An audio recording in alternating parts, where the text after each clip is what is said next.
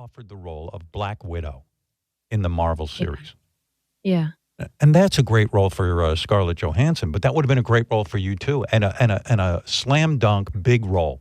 But you had to turn it down because you're so busy that you were doing Gulliver's Travels at that point. No. I actually do want to clean up the story on Gulliver's Travels. I was contracted to do Gulliver's Travels. I didn't want to do Gulliver's Travels. It was a bit of a heartbreaker for me because I take such pride in the decisions that I make, and they mean so much to me, the films that I do.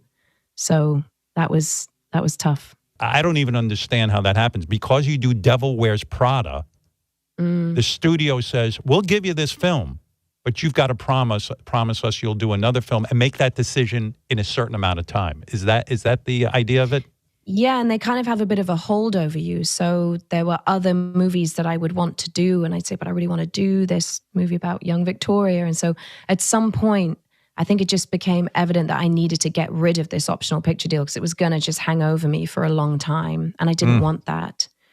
And ultimately, as hard as it was, I don't think anyone expected for the hand to be forced. I think you kind of like hope that it isn't. But it was, yes, I care deeply, very, very much about the choices I make. That's all I have are the choices that I make. Because after that, it's really left up to the gods, like what happens. And you usually don't really have any idea why a movie catches fire and why it doesn't.